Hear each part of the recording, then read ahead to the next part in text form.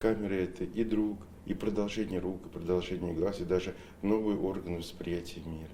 Бухгалтер по образованию Александр Ефремов даже не думал, что свою жизнь свяжет с фотографией. Научил видеть кадры и привил любовь к фотоискусству еще в детстве папа. Только судьба свела его с фотоаппаратом гораздо позже. Сегодня он профессиональный фотограф-репортер. Я буквально отрываюсь от всего мира, я в этот момент забываю обо всем происходящем. Снимая, я хочу передать, и чтобы сами вот эти участники фотографий были довольны.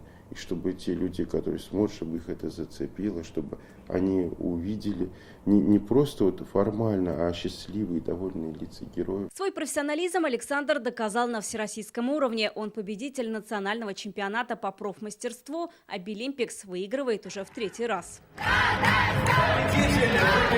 Выступать за Татарстан – большая мечта Александра. А теперь это еще и огромная ответственность, говорит чемпион. Он лучший в компетенции фотограф-репортер среди специалистов. Но даже такому профессионалу победа далась нелегко. Требования к самому репортажу там очень сильно усложнили. А во-вторых, еще и обработка.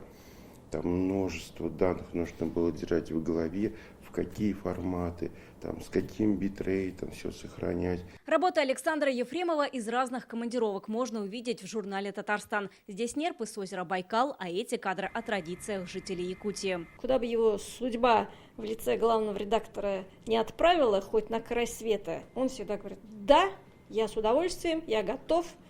В деревню так в деревню, в Якутию так в Якутию, в Бурятию так в Бурятию, в Нурлат так в Нурлат. То есть ему все равно, он у нас такой путешественник, лишь бы куда-то ехать, снимать и привозить нам красивые, интересные, качественные кадры. Сейчас Александр хочет больше развиваться в движении Билимпикс в качестве эксперта и наставника в планах и творческие съемки. Ради них он готов на многое. Из огня до в полымя, там, из холода в жаркую избу. Познакомиться с творчеством Александра Ефремова сейчас можно на фотовыставке под открытым небом, она рядом с зданием Татмедиа. Вероника Гайнудинова, Лисан Саитова, ТНВ, Казань.